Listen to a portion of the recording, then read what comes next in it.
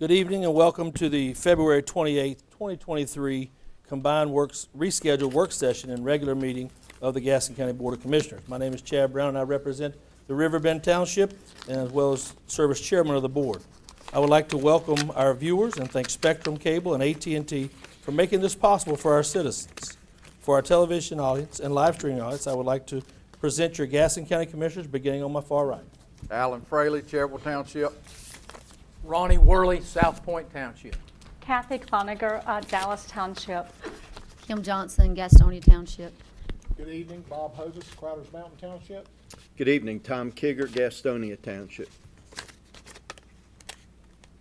At this time, I would ask for everyone to stand as we give the invocation, the pledge, but I'll also ask for a moment of silence in memory of Walker McGinnis Hayes, the Highland Tech student who died tragically on February 20th, 2023. If you'll please go with me on that moment of silence.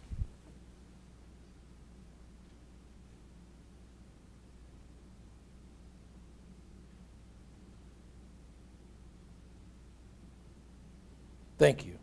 I will now ask Ms. Pearl Burris-Floyd to give the invocation tonight and be followed by the Pledge of Allegiance for Commissioner Fraley. Won't you bow with me in prayer? All wise and gracious Heavenly Father, we stand here tonight giving thanks for all that you have done for us. Father, we ask that you would be with our elected officials tonight as they make decisions concerning all of us who live, work, and enjoy Gaston County. Give them strength, dip them in wisdom, and allow them to speak what is true, honest, and good. Bless those who are here in attendance and those who are watching. And Father, we ask a special prayer on those who are hurting around the world. We're praying for Ukraine and all the citizens there. We're praying for the citizens of the United States, those who have been injured due to the derailment of the train and the gas that was let out into the atmosphere.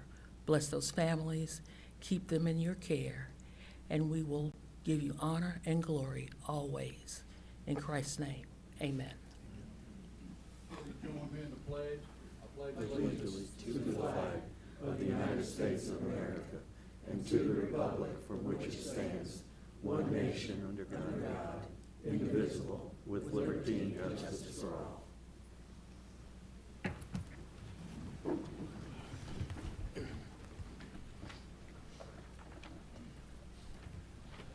I will now call to order the February 28th rescheduled work session. Before we get started, I would like to make an announcement. This is the appointment of Stephen Zeal, Gaston County Chief of Police. If you'd please come to the podium, sir.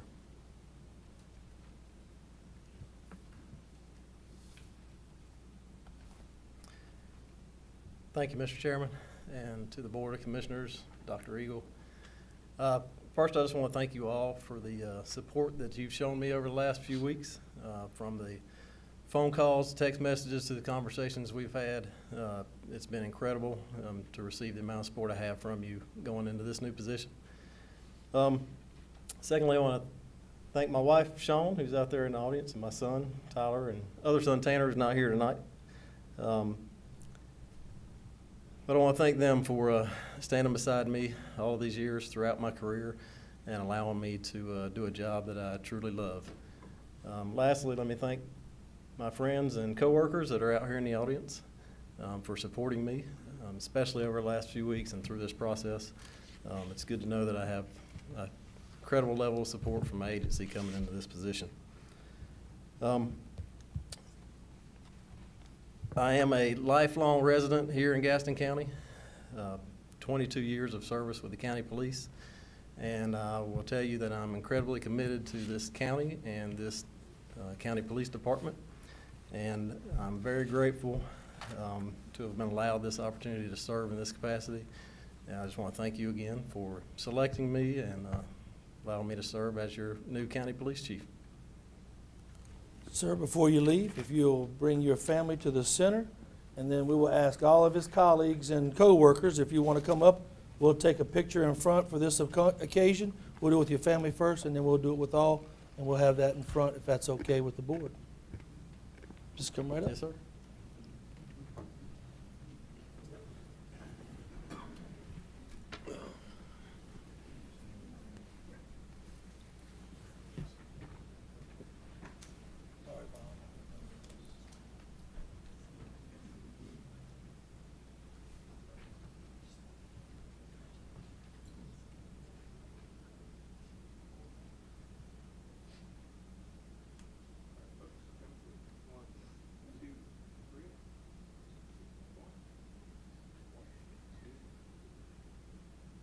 Any supporting staff, if you would come up as well. And maybe take the whole room, but we'll try to get you in. Be a good picture for the Gazette tomorrow. You just want me to stand on the back. That's fine. Whatever we gotta do. Oh, do ones in the back. Oh, sorry, Well, Ron. we're already here, sir. We're already here. We're already here.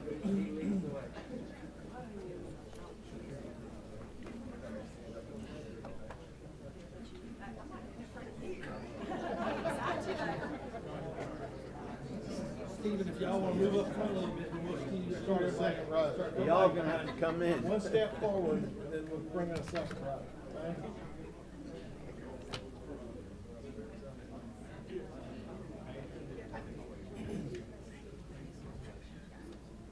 Right on there. To the left, to the left. I knew that, we got a real photographer now, thank you.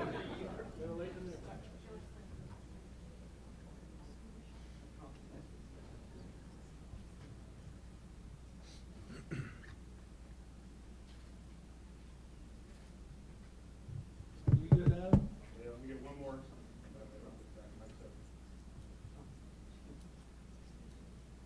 Congratulations. Absolutely. I didn't know he was gonna do photos. Bob, your tail's stuck on your phone or something. Oh, got it, thank you.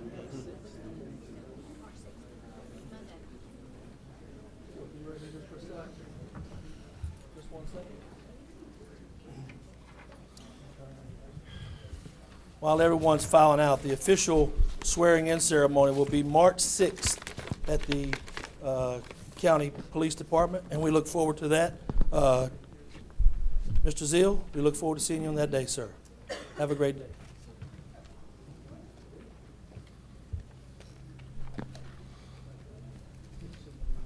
The next thing on the agenda is proclamations, commendations, awards, and certificates. Commissioner Hovis will be proclaiming the month of February 2023 as Teen Dating Violence Awareness Month. I believe Ms. Weekland is here. If she would please join me, thank you. Anyone else that would like to with the Hope United is welcome to as well, but I'm not gonna make you jump up, but you're welcome to come up here with us. Thank you. You'll stand right here. Thank you, ma'am.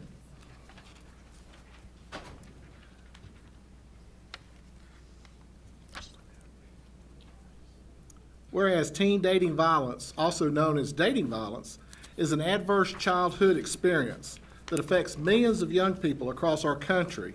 And whereas one in 3 adolescents in the USA is a victim of physical, emotional, or verbal abuse from a dating partner, a figure that far exceeds rates of other types of youth violence, and whereas females between the ages of 16 and 24 are roughly 3 times more likely than the rest of the population to be impacted by violence from a dating partner, and whereas only 33% of teens who were in a violent relationship are ever told anyone about that abuse, and whereas dating violence can take place in person or electronically, and whereas by providing young people with education about healthy, nonviolent relationships, we support their development and create a safer, healthier community.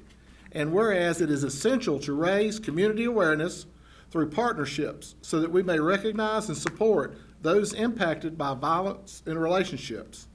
And whereas the acknowledgement of Teen Dating Awareness Month will benefit young people, their families, schools, and communities. And whereas everyone has the right to a safe and healthy relationship and to be free from abuse, now therefore be it resolved that the Gaston County Board of Commissioners proclaims the month of February 2023 as Teen Violence Awareness Month and urges all citizens to work towards ending teen dating violence by empowering young people to develop healthier relationships, assisting victims, and assessing the information and the support services they need, and engaging in discussion with family members and peers to promote awareness and prevention. This is adopted the 28th day of February 2023, and you may speak to the folks. Very much. Mr. Chairman and the board, on behalf of survivors across the community and beyond, we would like to thank you for your continued support of those who have been impacted by interpersonal and teen dating violence. Prevention and awareness are essential elements to ending the cycle of abuse, and your support is appreciated. Thank you.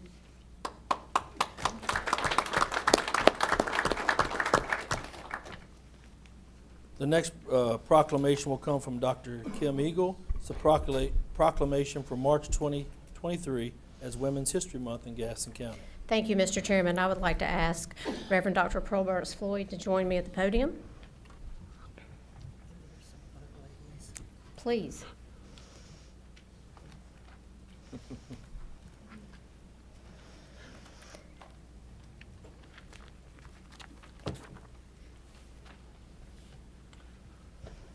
Whereas women of every race, class, and ethnic background have made historic contributions to the growth and strength of our nation in countless recorded and unrecorded ways.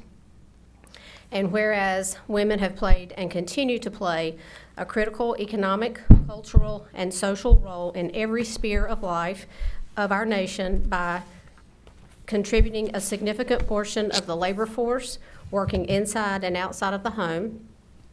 And whereas women have played a unique role throughout history of the nation by providing most of the volunteer labor force in the country, and whereas women were particularly important in the establishment of early charitable, philanthropic, and cultural institutions in our nation, and whereas women of every race, class, and ethnic background served as early leaders in the forefront of every major progressive social change movement, and whereas American women have served our country courageously in the military, and whereas despite these contributions, the role of women in history has consistently been overlooked and undervalued in the literature, teaching, and study of American history. Now therefore be it resolved that the Gaston County Board of Commissioners proclaim the month of March 2023 as Women's History Month, and calls upon the people of Gaston County to observe that month with all appropriate programs, ceremonies, and activities. Adopted this 28th day of February, 2023.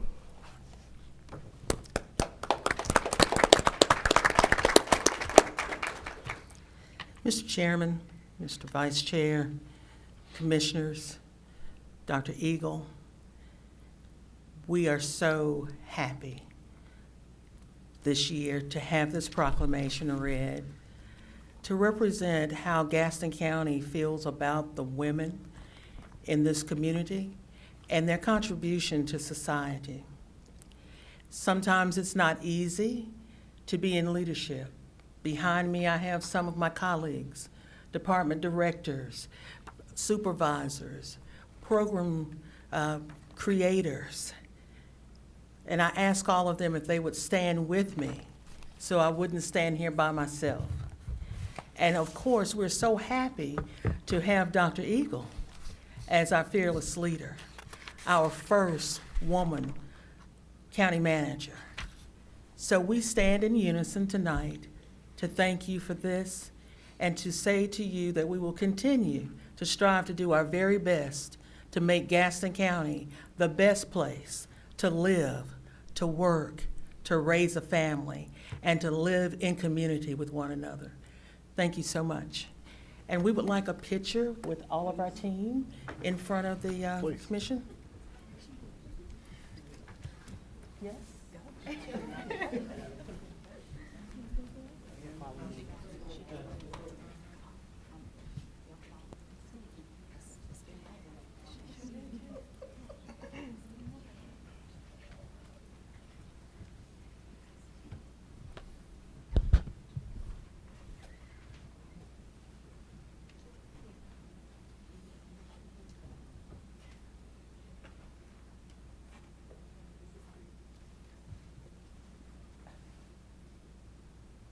done.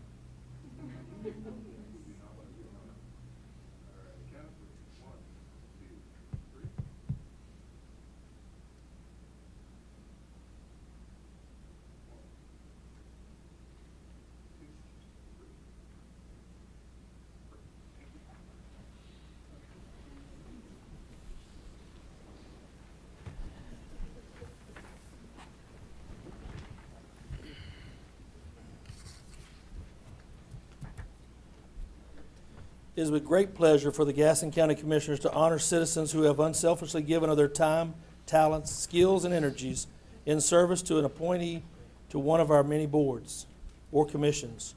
This type of service is the foundation of citizen involvement in our county government and is helping shape the future of our community.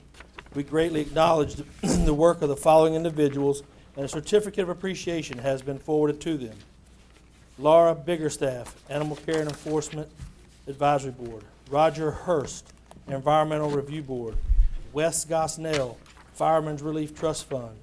Alan Cloninger, Judy Leahy, Carol McManus, Juvenile Crime Prevention JCPC. Barbara Foy, Sheila Merrill, Nursing Home Community Advisory Committee.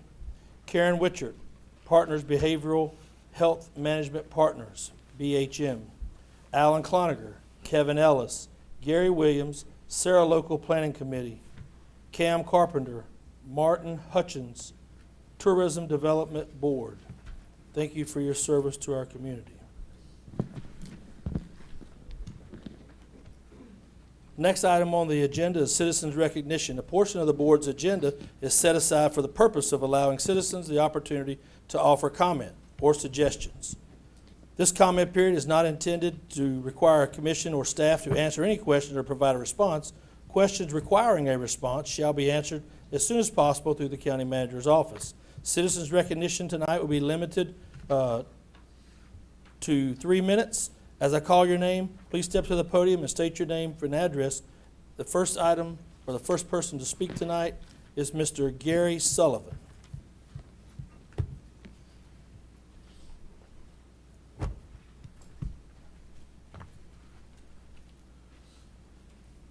Gary Sullivan, 1403 Florida Street in Gastonia. The only reason I'm really here is because a comment was made by one of the members of the board on yesterday on Channel 9 referring to a 60-cent tax rate increase. All right, not, but a 60-cent tax rate. A 60-cent tax rate on my revalued property is a 32% increase in my county taxes. That's unacceptable. My primary income is Social Security. Social Security gave me a 9.2 increase for 2024, and after they reduced it for increased Part B medical and taxes, I cleared 8%. So my 8% is covering all my expenses. So in my opinion, the commission has to come up with a reasonable number that the people can live with in the community. Thank you. Mr. Sullivan, before you leave, sir, I just wanted to ask you, you may be eligible for some discounts through, and after this is over, if you'd like to meet with maybe Ms. Tarbush or somebody from her staff, maybe they can help you to see something in that way. All right, thank you. Thank you. The next person is Mr. Tom Moss. Did I say that right, sir? Thank you.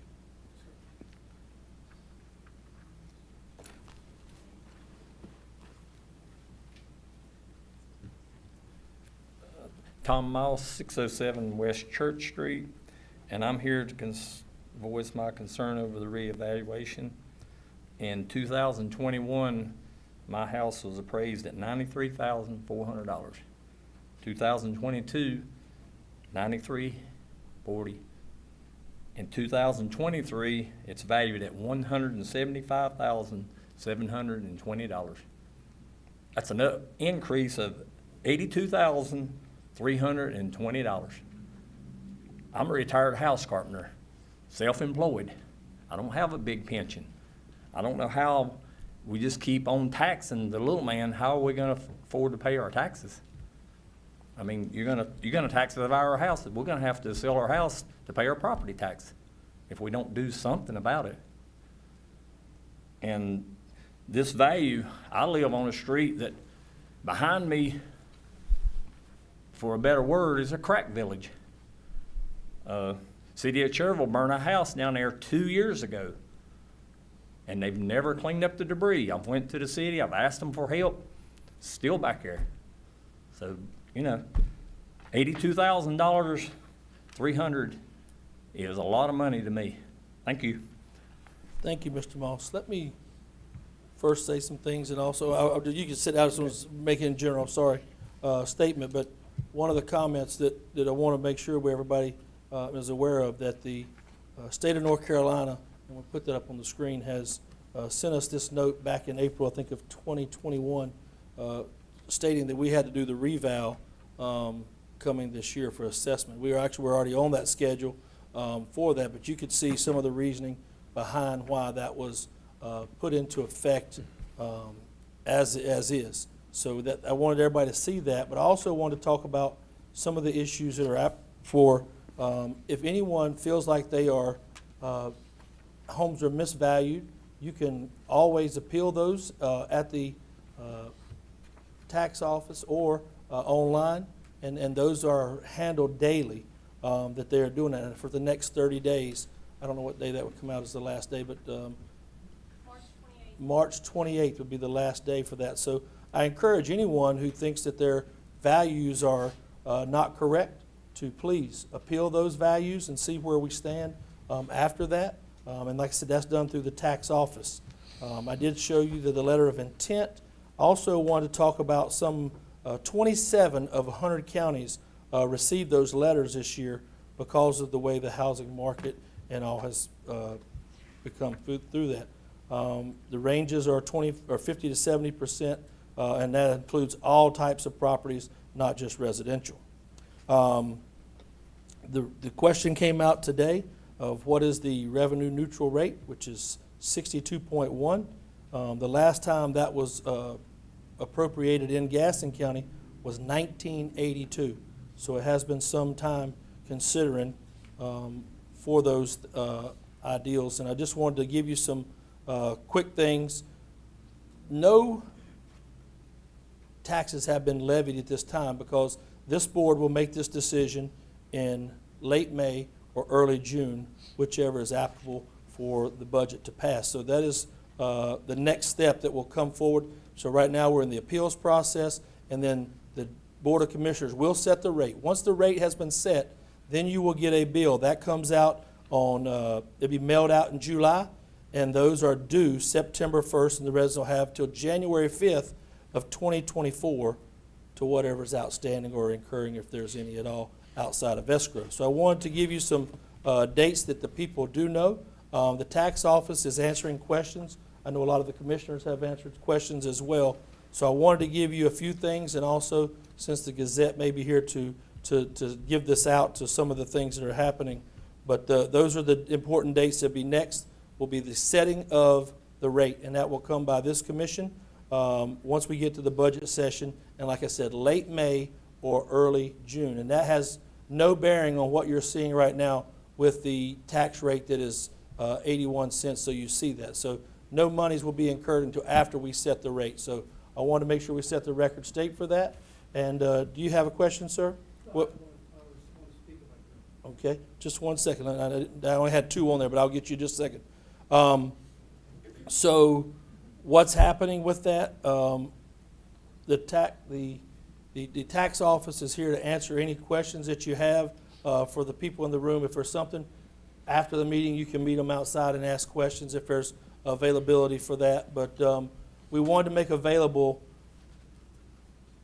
if you have questions, that we're here to make sure that those kind of questions get answered. But I just want to pass that along. So the next thing will be late May, early June, will be setting of the tax rate from this board for the budget for the 24 year. And then after that, you will be mailed in July. Will come out, they'll be mailing out the billing, and September 1st through January 5th of 2024 will be those interests occurring, if there's any at all. So we'll now sir, you could go ahead and step to the podium while you're doing that, and then we'll get your information afterwards, just making sure. Mr. Chairman, let me add one little tidbit. Please, Commissioner Keeger. You mentioned that folks call the tax office or go online to voice an appeal. On the little notice that everyone of us received, there's a little place on the bottom that you can check and just simply mail it back in. Okay, so that's another feature. I apologize. And after you get through, sir, I'll ask Ms. Tarbush to come up and maybe give some, just a brief overview if you don't know what's happening so far. Yes, sir. Name and address for the. Yes, my name is Charles Shawk, 9154 Mackinac Drive in Gastonia. I had the pleasure of talking to Chairman Brown earlier today, and I got thinking about the percentage rates, and I want the board to consider percentages are not as well an avenue to look at, because to the point of the gentleman is what comes out of our pocket at the end of the week.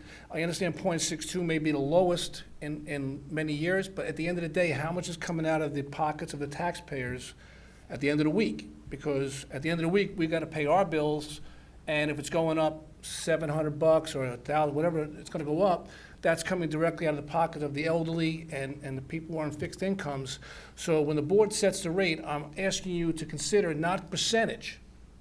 Look at what the baseline is going to be for the average taxpayer, because that's our bottom line, okay? So I understand percentages look good, but at the end of the day, we have to have enough at the end of our week too. And in this environment, with the inflationary environment, as we all know, that's not going to help the situation at hand.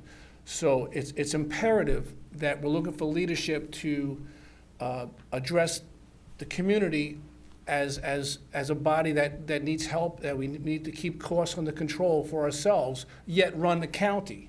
And I understand, and many people understand, that reevaluations have to occur, but it should not be a cash grab for higher evaluations that went, in a matter of 2 years, went up so high that people cannot absorb that cost. So, as I say, I speak not for myself. I came from a community that everyone is up in arms about the reevaluation, and they're all going about trying to make the reevaluation down 10,000, whatever.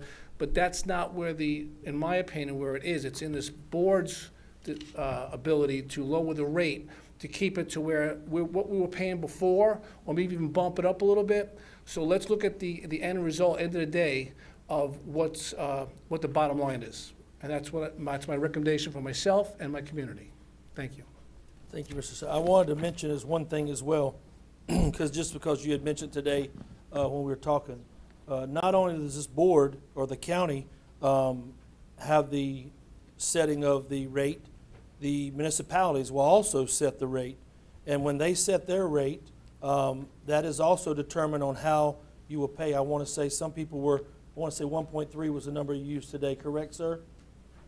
Use 1.3 as a number. So there are two rates that will actually need to be looked at. So also the numbers that are coming from this board will be for the county rate, not necessarily what's happening inside the municipality. So I just wanted to be clear on that.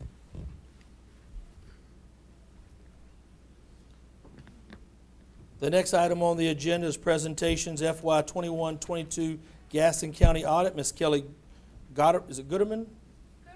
Gooderman, thank you. Martin Starnes and Associates, CPAs, PA. Oh, I'm sorry, Chelsea.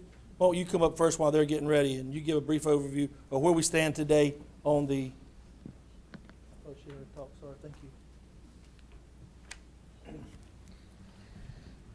Thank you, Chairman Brown. So the reval notices were sent out last week, and everyone in Gaston County received one of those.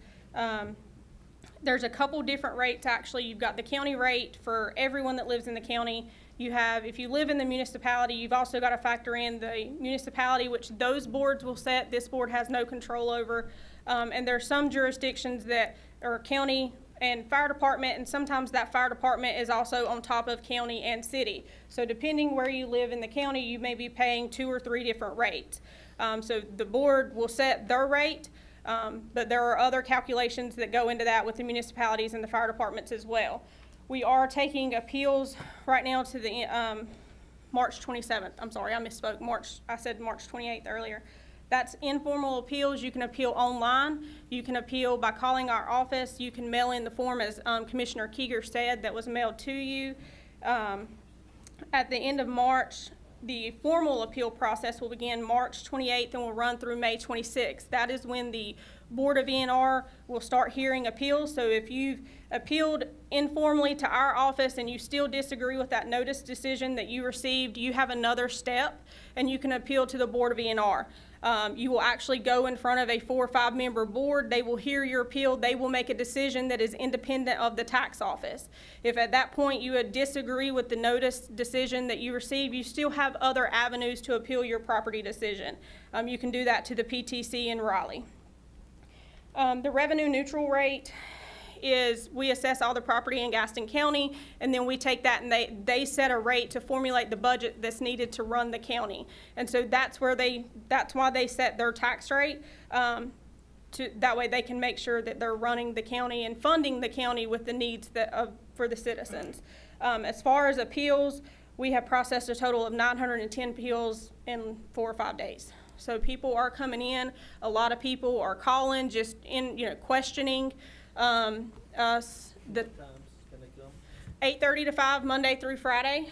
We are actually scheduling appeals. If you would like to sit down with an appraiser in your municipality, you can call our office at 704-866-3158, option 2, and you can schedule an appeal in your municipality to sit down with one of our appraisers. That way you don't have to drive to Gastonia to the admin building. So we are trying to accommodate the citizens in that way as well. And there's some brochures,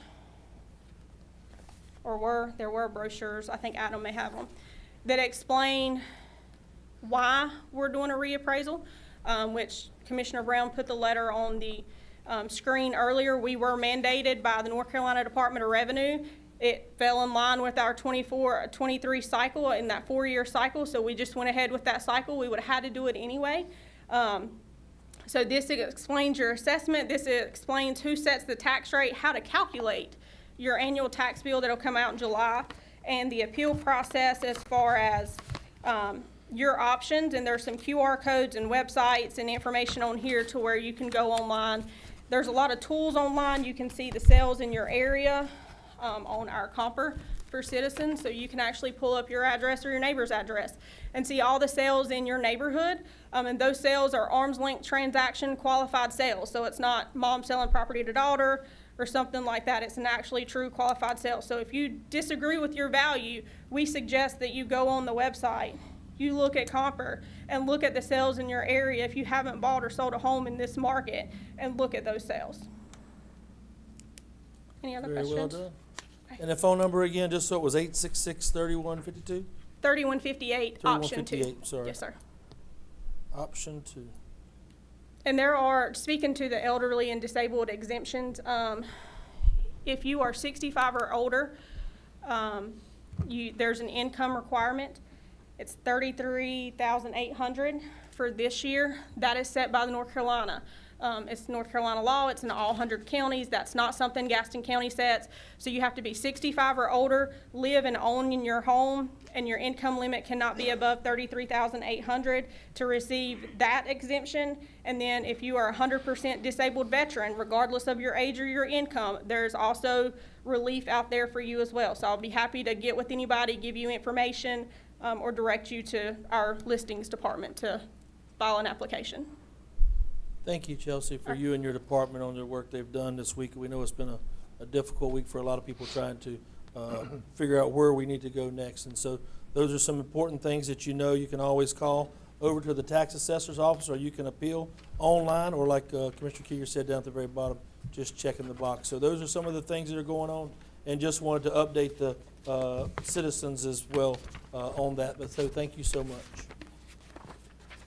And I apologize, young lady, you want to come up, and now we're going to get the FY 21-22 Gaston County audit.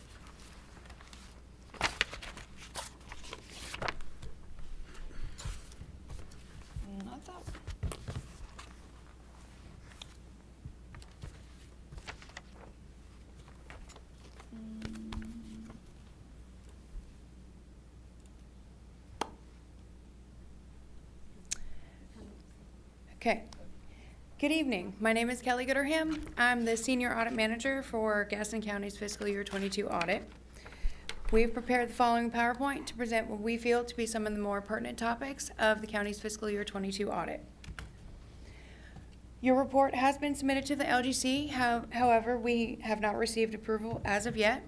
We have issued a clean, unmodified opinion, which is the best opinion we can provide.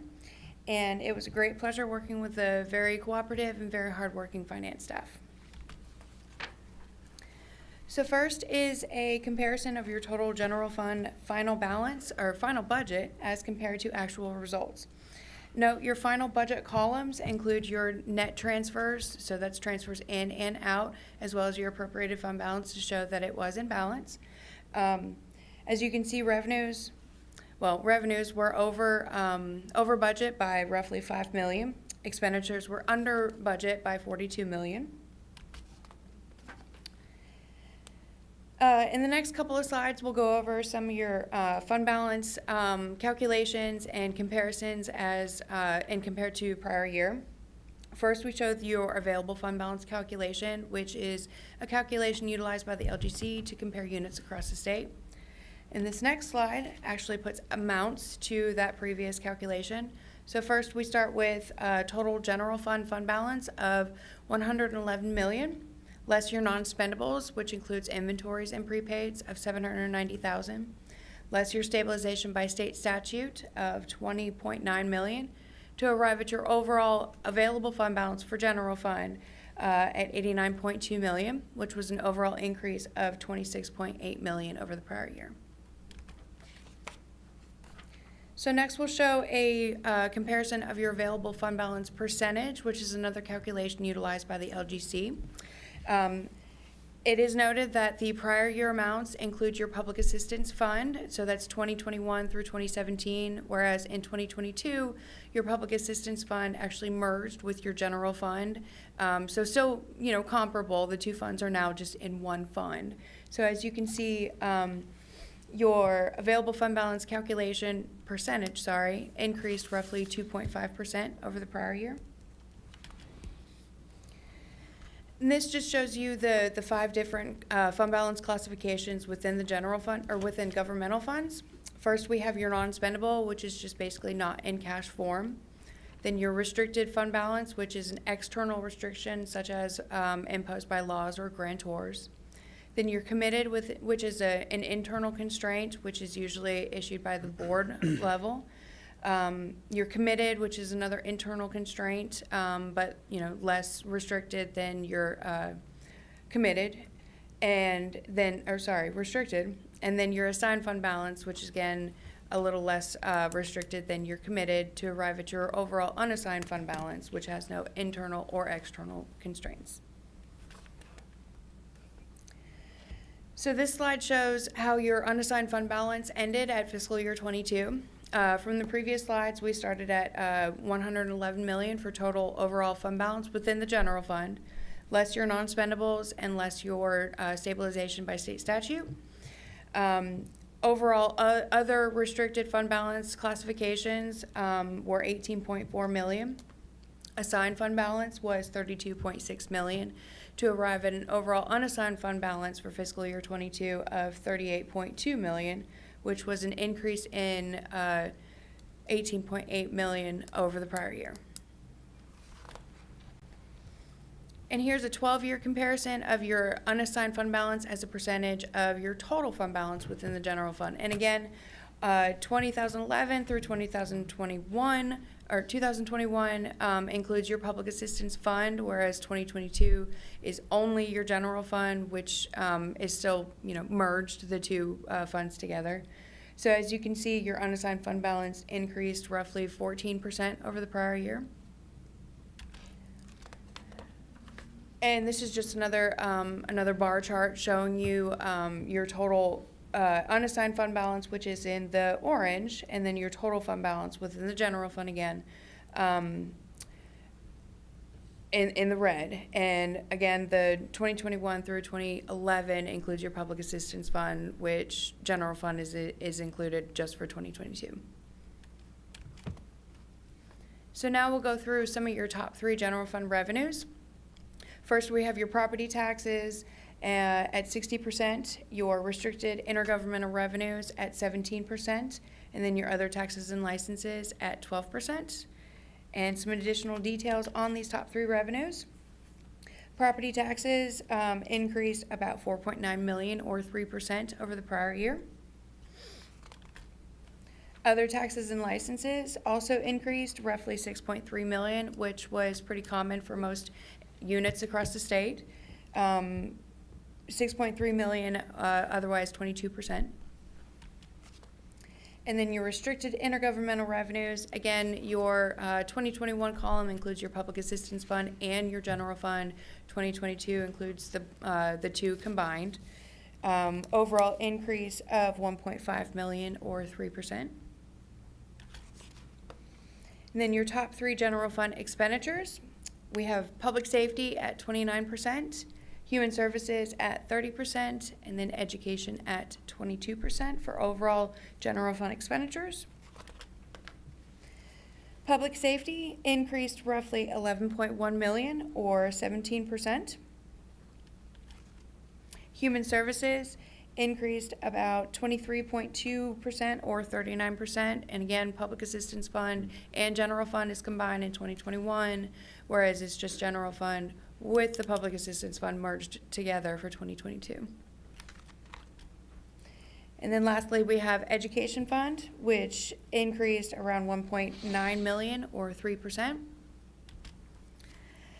And then some overall highlights on your solid waste fund. Operating revenues ended at $12 million, a little less than $12.1 million in comparison to prior year, which in current year, it saw an overall decrease of $467,000 or 4%.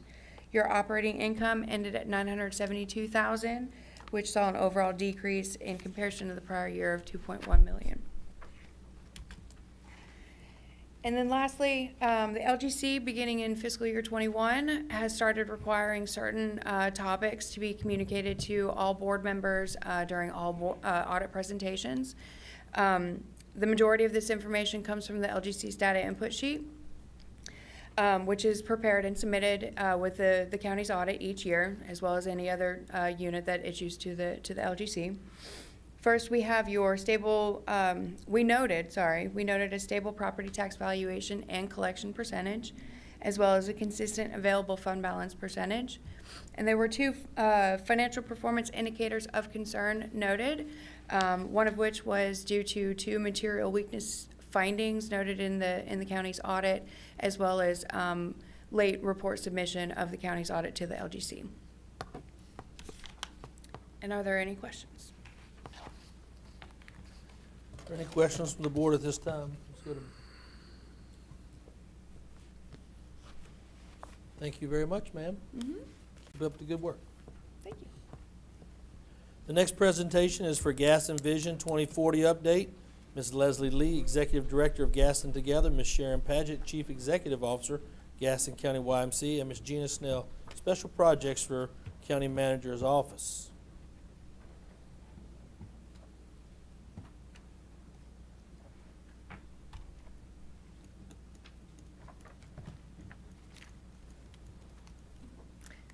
Chairman, Board, Dr. Eagle. We're here tonight to talk with you about One Gaston 2040, which is the published vision framework for the county. We left each of you a copy along with a one-page handout that we're using. I wanted to give you a little bit of background on how we got here before I turn the presentation over to Sharon and Leslie. In 2019, the board hired Ted Abernathy, a consultant, to conduct an economic development analysis. Mr. Abernathy spoke with many economic development stakeholders across the community and brought back to the board a set of recommendations, many of which were specific to economic development. But one of the things that he heard repeatedly from those stakeholders is that they also felt it was time for the county to consider a broader vision, one that covered not just economic development, but also education, health, all issues of concern to the county. And so the county partnered with Gaston Together at that time, who also was thinking about publishing a vision. Gaston Together had published a couple of visions in the past for Gaston County. We have joined with Gaston Together. It has taken us longer than we had hoped because of COVID. We wanted this to be a robust, collaborative process in the community. We wanted to do a lot of community engagement. And so we slowed down when we needed to due to the pandemic so that we could conduct really good community engagement sessions. So I'm going to turn it over now to Sharon Paget from the Y. The YMCA has been another of our strong community collaborative partners. Hello, thank you for having us tonight. I will get us started on our presentation, One Gaston 2040. It has been an incredible opportunity to be a part of this process as serving as the Chief Executive Officer of the Gaston County Family YMCA. I've been able to see ourselves as a nonprofit in this process. And so I look forward to sharing with you, all of you, about how we got to where we are today. So we wanted to we're a part of creating the community vision. This is the overview. The vision as a foundation for community collaboration, action, and data-informed decision-making. The overview also is we want to talk about what does it say inside the document. What's next? How are we going to implement this process? We will talk about the data dashboard. We also will be calling it the Community Information Hub. And then also about how we'd like for everyone to be staying involved.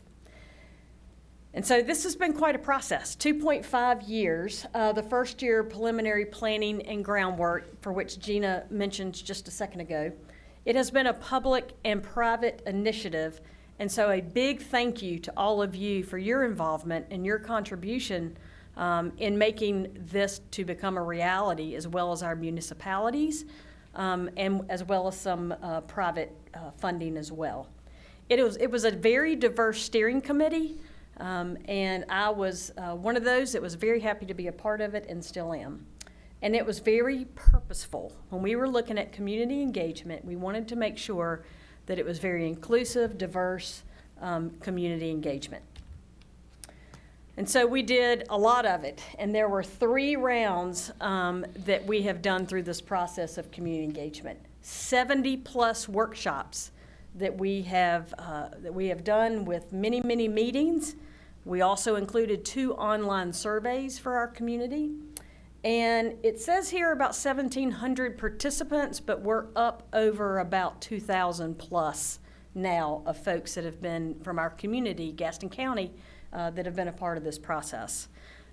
We have here a wonderful half quote from Winston Churchill, but I want to read the whole quote to you because it adds a little more oomph to the quote. And it says, "Now this is not the end.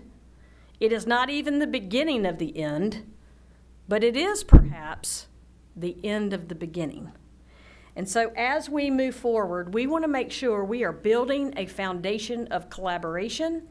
And so we will be combining many organizations and nonprofits and citizens and county folks and municipalities to be very wise use of our resources, making informed strategies, of course, collaborative planning, shared goals, and I always love using the example of the YMCA. We can do a strategic plan all day long for what we think the community needs. But when we hear what the community actually needs, then we're able to, as a nonprofit, build a strategic plan that will meet the needs of community. I'm going to turn it over to Leslie Lee, Executive Director of Gaston Together now, and thank you for having us. Gaston Together is honored to be part of this process and to be looking at the vision for our community as we're moving forward. I like to say that this is the beginning of the fun part. This is where we get to start really putting some of these things into action. We have some defining traits that we're really committed to in this process. The first is a sense of belonging. We want people to feel welcomed and valued, whether they are a resident, they are a visitor, a potential resident. Anyone who interacts with Gaston County, we want them to have that feeling. A collaborative spirit. This is a byword for where we're going with this visioning exercise. county, our people and our organizations are going to join together and leverage our community assets for how we'll be moving forward. Unique locales. We have it all here in this county. We have mountains, we have lakes, we have unique hometowns, we have all kinds of things that make people very excited to be here. We want to be very aware that we want to maintain this feel of welcoming. Quality growth, robust economic growth. Growth is coming, growth is here. We need to make sure that we're addressing it in a way that is bringing our investments and our jobs, our opportunities, and keeping our values. An inclusive opportunity. We want everyone to feel as though they are represented in this process. We want people to be able to see people who look like themselves in the positions throughout our county. We have 5 focus areas that really rose to the top as we had these discussions with over 2,000 community residents. The first is One Gaston Cares. We want to be healthy in our body, mind, and spirit, and our community working together for all. There were 3 focus areas in there: collaborate and build coalitions, be welcoming, and value diversity in everything that we do, and promote health and wellness in our body, our mind, and our spirit. Our second is One Gaston Connects. We'll have convenient access to the internet and the ability to get around by walking, driving, biking, and using public transit. We want to improve our mobility and our connectivity and enable broadband internet access for everyone. One of the things that we learned in the last few years is connectivity, no matter what it looks like, is an extremely important topic. One Gaston Works. We have great job and career opportunities here, and we need to be prepared to equip people to succeed. How will we do that? By readying our students for college and careers, strengthening our targeted economic development, and making sure that we have a strong child care process in place so that people have access to child care where their children feel safe and cared for and they can move on with their work and college environments. When Gaston grows, we achieve quality growth and economic success by using our land and our resources wisely. We maximize our housing options. We heard time and time again about people not having affordable housing where they feel safe and cared for. Provide adequate infrastructure for the growth that is happening, and retain our character and our natural amenities. And One Gaston shines. We will have a sense of pride for all that Gaston County has to offer. We need to leverage this pride and positive perception and our arts and culture to make sure that people have access. Gaston Together will be the implementation organization for these 5 focus areas. How will we do that? We will leverage teams in each of these areas that have 10 to 15 members. We will have subject matter experts who are leading the teams, and also community champions who will connect us to people in the community who will bring lived experience to these areas. We want a diverse and energized membership. We want to develop collaborative strategies and set near and long-term goals. This is Vision 2040. It is a long projection. Identify and measure and track our progress, and have innovative and effective uses of our resources. The community hub that Sharon spoke about earlier is a very important part of this, and we're grateful for the partnership on this particular issue. This ArcGIS Hub Premium will allow the community to keep track of how our vision is moving forward and to interact. Our timeline for moving forward is presenting and returning the vision to the community as we are doing here this evening, identifying our focus teams and our leadership, having a capacity building workshop for those teams, and beginning to get those meetings underway by May. Help us spread the word. Tell us other places that we can bring this presentation and make sure everyone in the community has access to this information. Participate if there's an area that interests you. And reference and support One Gaston 2040 in any of your strategic planning or any other planning that you may have with organizations that you're involved with. My contact information is listed there, and we're really excited about moving the rest of this vision forward and our next steps. Thank you. Thank you. Any questions from the board at this time? I'll have one. Commissioner Keeger.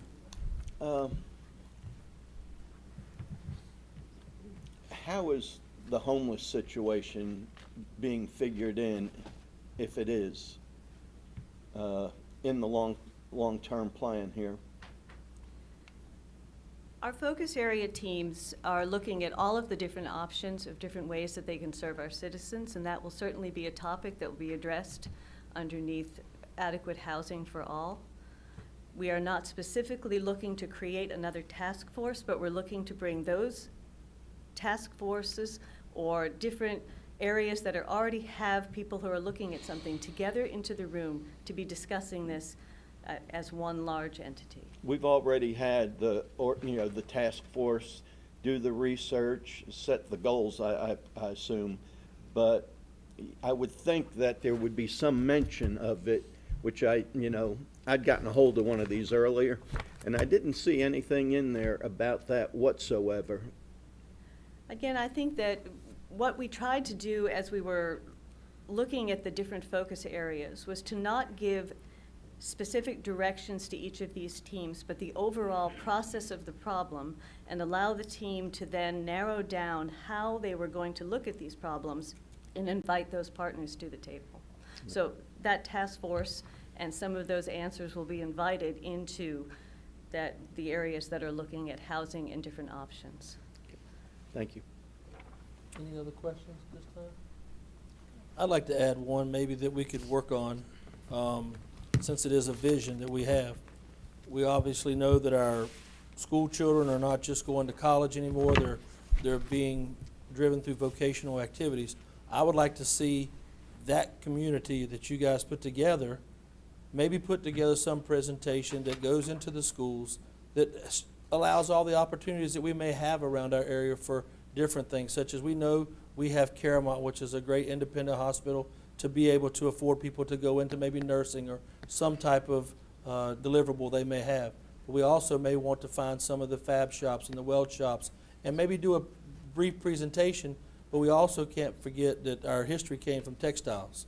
And I think that that's where we need to make sure that we show that these people, when they come either to the their 11th or 12th grade years of school, we get with the school system and design a program that educates them on what's in our community. Because there's nothing better to come and live where you grew up. And a lot of us still do that, but I wanted to suggest that as something that may be a future look that you guys have. Yes, thank you. And we have purposefully talked to many of the different team groups that are in the county to make sure that we were hearing their input. A lot of this vision, they will be the people who will be helping us to move this forward, and also focusing in our works not just on those who do have the path of going to college, but those who may be going into some training programs or different options that are available on the technical side to make sure that everything is represented.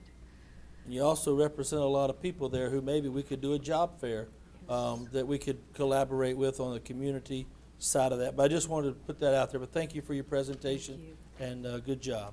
Thank you. Are there any other matters that need to come before this board at this time? Seeing none, I will adjourn the work session. This concludes our rescheduled work session for tonight. The regular meeting will convene immediately or take a short recess if anybody needs to for that. Seeing none, we'll move forward. Oh, okay. Thank you for watching. If you have any questions, please connect our comments to our clerk, Donna Buff, 704-866-3196.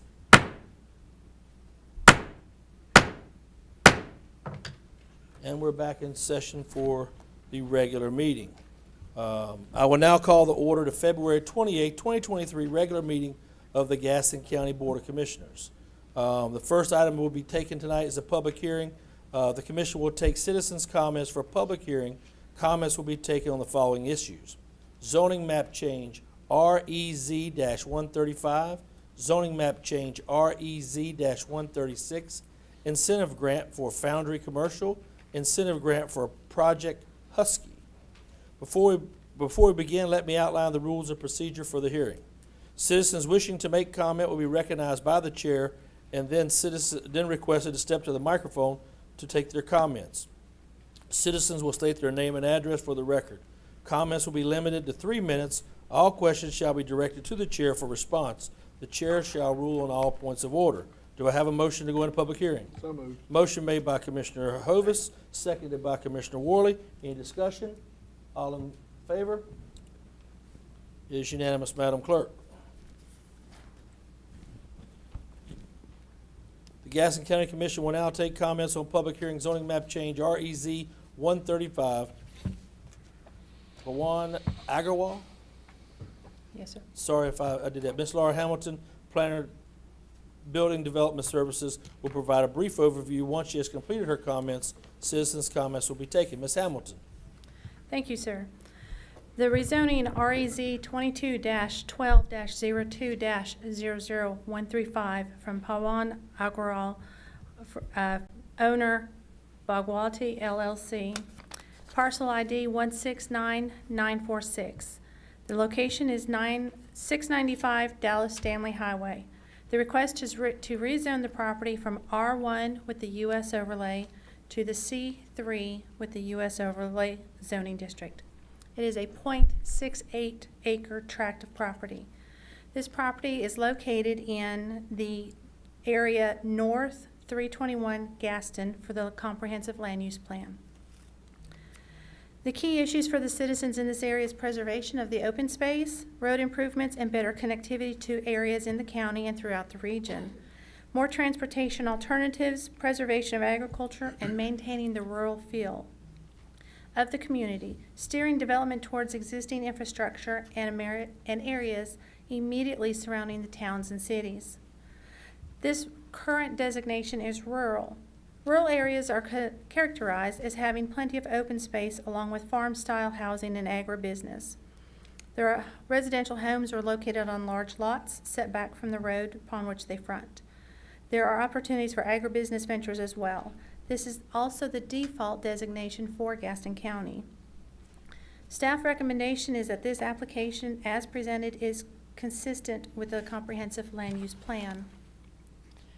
This map that we're looking at is the property is located in the north region at the intersection of Dallas Stanley Highway and Kaiser Dairy Road, approximately a third of the way between Dallas and Stanley.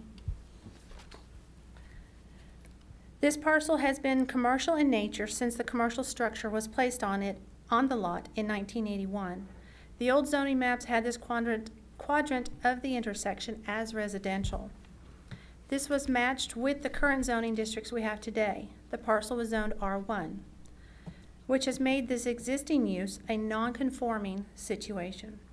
The owner is wanting to change the use of the property possibly and cannot do so without first changing the zoning of the lot to commercial. The area is mixed commercial, civic, and residential uses. There are uses such as convenience stores, auto sales, auto repair, churches, apartments, and single-family dwellings in the area. If approved, any allowed uses in the C3 general commercial zoning district would be permitted in accordance with the standards and regulations of the adopted UDO. The Gaston-Cleveland Metropolitan Planning Organization gave their comments. According to the 2029 STIP, there are no funded transportation improvement projects in the immediate vicinity of the site.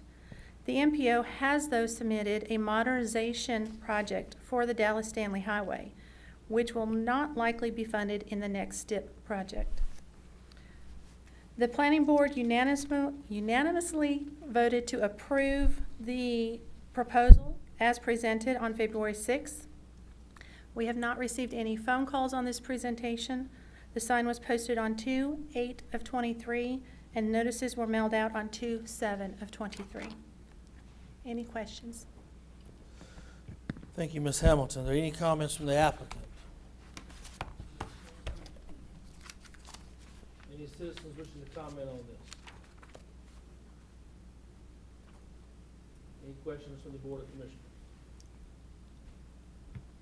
I'll ask one. As far as where we're trying to go for zoning, I guess, Ms. Hamilton, is that not already a commercial designated? That it, I guess, I don't know what's, I think it's a pool hall now, correct? Yes. Okay. It's a billiards hall. So it is a non-conforming use currently because the zoning is R1. Do we know the use that's going in beside of I'll let the applicant Okay. respond on that. Mr. Alawala? Yes, my name is Pawan Agarwal. I'm living in Gaston County since 31 years. And I've been running the business all my life here. And we've been having a pool hall since 5 years or 6 years I bought a property. And ever since we have a pool hall, it's been a pool hall before for so many years. So recently I found there is a residential property. So I came in the office, the Gaston County office, to a petition file for the turn into commercial property, if you guys let me, give me permission to do that.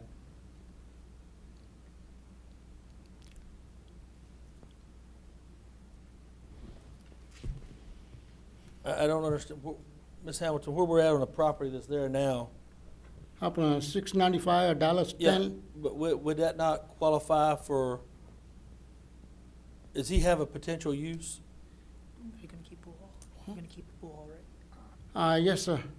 He's gonna keep the pool hall there. Okay. He's gonna keep the same use. Okay, same use, okay. That was just my question, because I know, I see your shirt, so I want to make sure, I know there's a gas station next door, I believe. I do have a gas station. So I see, I didn't want to have, all of a sudden we have two gas stations sitting beside each other No. with pumps and everything of different. No, I'm factors, not so- gonna put no gas station over there. I just trying to be. Just trying to figure that out, that's what- Commercial property to, I can Thank do you. some more activities, anything on it. Any other comments from the board?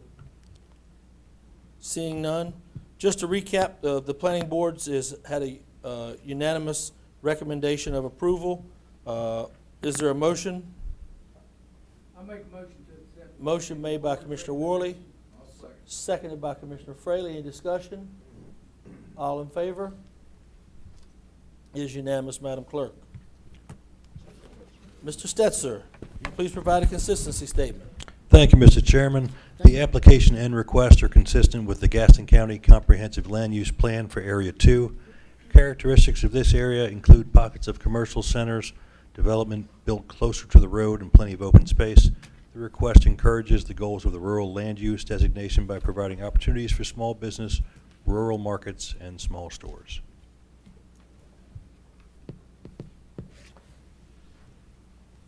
The next item B with the Gaston County Commission will take citizens' comments on public hearing, zoning map change, REZ 136, Justin Fulbright applicant.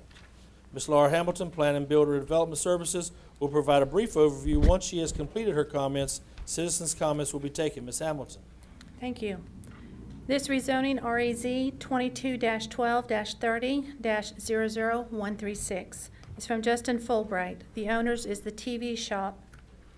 Parcel ID 308406. Location is 5001 York Highway. The current zoning of the property is I-2 and I-3 with the US and CH overlay. They're requesting to go to C3 zoning district with the US and CH overlay. The property parcel size is approximately 2.85 acres. This property lies in the Gaston Garden Area 4 of the Gaston Land Use Plan. The key issues for the citizens in this area included another bridge crossing of the Catawba River, continued coordination amongst the local government agencies, road improvements, and better connectivities to other areas of the county and throughout the region. The comprehensive land use plan has this as an industrial area, when the primary use for industrial and manufacturing-based uses currently projected and projected in the future. The staff recommendation is that this is, as presented, consistent with the comprehensive land use plan. This property is in the southern region of the county on Highway 321 across from Crawford Road, just south of the Forbes Road and Superior Stainless Road intersection. The facility had a generator repair shop in it. The owner wants to change this use and possible future uses as well, which are currently not allowed in the industrial zoning district. This property is in an industrial commercial area of the county southern region. The location is primarily industrial and commercial type uses with some residential on more side roads. If approved, any of the uses allowed in the C3 general zoning commercial district would be permitted in accordance with the UDO. The MPO provided comments. According to their 2029 STIP, there are no funded transportation improvement projects in the immediate vicinity of this site. There are proposed unfunded boulevard improvements to York Highway in the CTP. There is adequate right-of-way for any future improvements. The Planning Board approved the Planning Board approved recommendation of approval of this request in the vote of 7-1 in favor on February 6th. We received no phone calls on this case. The sign was posted on February 6th. The notices were mailed on February 7th. That is my presentation. Thank you, ma'am. Are there any comments from the applicant at this time? Any citizens wishing to comment at this time? Any questions from the Board of Commissioners? Hearing none, I will declare the public hearing closed. Just to recap, the Planning Board recommended approval by a 7-1 vote. Do I hear a motion? Motion made by Commissioner Hovis, seconded by Commissioner Johnson. Any discussion? All in favor? It is unanimous, Madam Clerk. Mr. Stetzer, would you please provide the consistency statement? Yes, Mr. Chairman, the application request is consistent with the Gaston County Comprehensive Land Use Plan. The Garden-Gaston area of the Comprehensive Land Use Plan is characterized as having plenty of open space, pockets of commercial centers, and development setback off the road. The request also encourages the goals of the industrial future land use designation, as the requested zoning district will provide opportunities for manufacturing and industrial-based uses as well as small businesses. Thank you, sir.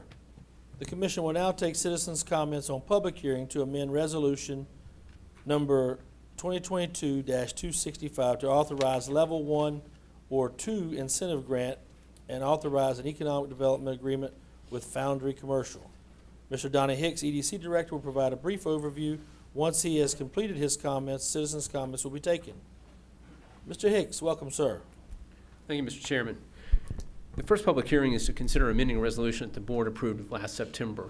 We came to you and asked for a Level 1 grant for Foundry Commercial. Foundry is anticipating building a 285,000 square foot spec building at the Southridge Business Park in Bessemer City. They were able to do a property swap with the adjacent cemetery and literally create a site on which to build this, and they'll use the Southridge access road to get there. They came back to us and said that they think their initial investment was lower than it will actually be, and so they're requesting that we offer them the chance to get a Level 2 grant if in fact the tax value qualifies for it. So all we're going to do is add a statement that says if your investment exceeds what a Level 1 grant would receive, you'll receive a Level 2 grant. If not, you get the Level 1 grant. And they wanted that assurance in there because they do believe that their investment will be somewhere in the neighborhood of, taxable investment will be somewhere in the neighborhood of $22 million. Any comments? Any citizen wishing to comment on this matter? Seeing none, any questions from the Board of Commissioners? Motion to approve, Mr. Chair. Let me close the public hearing. Motion made by Commissioner Hovis, seconded by Commissioner Fraley. Any discussion? All in favor? It is unanimous, Madam Clerk. The next item, citizens will take comment on public hearing to approve the Level 4 incentive grant and authorize an economic development agreement with Project Husky. Mr. Donnie Hicks, EDC Director, will provide a brief overview. Once he has completed his comments, citizens' comments will be taken. Mr. Hicks. Thank you, Mr. Chairman. This is a request for a grant for a project that we're chasing. It's not a spec building. This is an entire project. We anticipate the total investment to be around $90 million, and they'll create approximately 50 jobs, built somewhere in the neighborhood of 750,000 square feet. And so we have multiple sites in the county that are part of this project. We have at least two that are competing. There are other sites in other states and other locations, but we have two in it. So we're going to each one of those municipalities and ask them to match it. One has already done it. We anticipate the next city will do it in early March. So they'll match the county's Level 4 grant. An investment of $95 million. $90 million would qualify for a Level 4. It takes $50 million of taxable investment to do that. And so their incentives consultant has requested that we take this through the process so that we can assure them if they make the decision here that they've already wrapped up the agreement with all the municipalities in the county, and they can then build their cost models based on those incentives. Thank you, Mr. Hicks. Are there any citizens wishing to comment on this matter? Seeing none, any questions from the Board of Commissioners? Since there are no additional comments, I will declare the public hearing closed. I will take a motion made by Commissioner Fraley, seconded by Commissioner Worley. Any discussion? All in favor? And I want that to note that Project Husky has nothing to do with the chairman. Thank you. This concludes tonight's public hearing, but I also want to let everybody know that Thursday at 11 a.m., we'll be doing the groundbreaking for Project Premix, and that is in the Apple Creek subdivision. Business Park, excuse me. Thank you, sir. The next item on the agenda is approval of the business agenda. Are there any revisions to the business agenda, or any items that wish to be pulled? Motion to approve, Mr. Chair. Second. Just want to let one item be on note before we start that with that. We are rescheduling the time of the March 28th regular meeting from 6 p.m. to 5 p.m. In case the Gazette needs to know, 5 p.m. Start time on that for the 28th. Just so we're going to move it up an hour because we're canceling the March 14th work session to provide that with the schools. So we're meeting at 5 p.m. I have a motion made by Commissioner Hovis, seconded by Commissioner Kieger. Any discussion? All in favor? It is unanimous, Madam Clerk. Approval of the minutes. You provided a draft of the minutes for the regular meeting of 1/24. Are there any revisions? Do I hear a motion to approve the minutes as presented? Motion to approve. Motion made by Commissioner Worley, seconded by Commissioner Hovis. Any discussion? All in favor? It is unanimous, Madam Clerk. Approval of the consent agenda. Do I hear a motion to approve the consent agenda with no items pulled, but the change of the time for the March 28th meeting? Motion made by Commissioner Kieger, seconded by Commissioner Johnson. Any discussion? All in favor? It is unanimous, Madam Clerk. No items were pulled at this time. There is no need. No items, majority. Appointments. Commissioner Fraley. Commissioner Worley. I have none, Mr. Chairman. Commissioner Cloninger. I have one. I have to the Health and Human Service Board is Dr. Mark Lassiter. Seconded by Commissioner Johnson. All in favor? It is unanimous, Madam Clerk. Commissioner Johnson. I have two appointments, one for Sarah Local Planning Committee, and that would be Matthew Young, and one from Tourism Development Advisory Board, Vivian Ortiz. I'll second that. Seconded by Commissioner Kieger. Is that you or Bob? Commissioner Kieger. All in favor? It is unanimous, Madam Clerk. Commissioner Hovis. Mr. Chair, I have one to the Tourism Development Advisory Board, Ms. Andrea Stevens. Second. Seconded by Commissioner Kieger. Any discussion? All in favor? It is unanimous, Madam Clerk. Commissioner Kieger. None at this time. Thank you, sir. I have none as well, and there are no reports that need to go to the county manager's report. Thank you, Mr. Chairman. You have there at your seat a copy of our annual report card. So just a couple of brief comments. This is an advance copy for you all tonight. It will go online later this week, excuse me, and then we'll be printing and distributing roughly 500 copies across the county in some key areas. This is the fourth year that we've put this together. Last year we won some national awards from 2 different organizations, but I think this year's is even better. So please let me know what your feedback is on the information, and I will call out the fact that the homelessness work in terms of what we've accomplished and what's to come in the strategic plan is in this, Mr. Kieger. I want to give some kudos to some folks who were instrumental in putting the report together. This includes our budget staff team and our communications team. They've done a fabulous job in putting the information together. That is all I have, Mr. Chairman. County Attorney's report. No report, thank you. Thank you. Other matters. At this time, I'll ask Chelsea and Matt if you want to come back. I know there's been a request about what revenue neutral looks like. If you guys were going to, I think, do a small presentation on that. If I'm wrong, I'm sorry.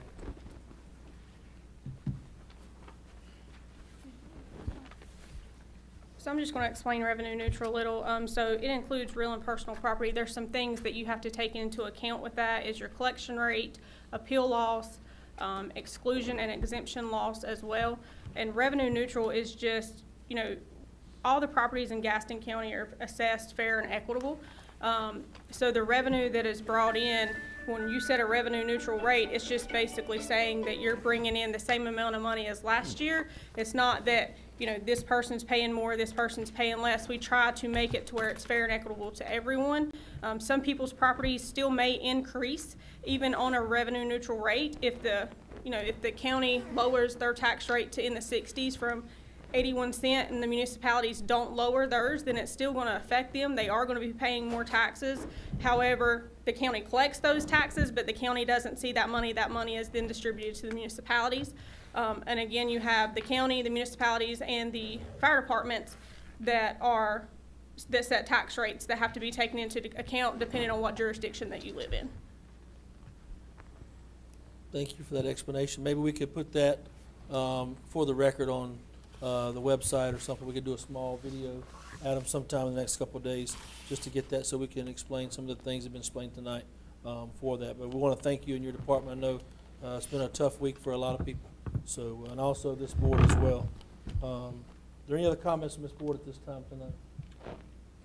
Seeing none, this concludes our meeting for tonight. Our next regular meeting is March 28th at 5 p.m.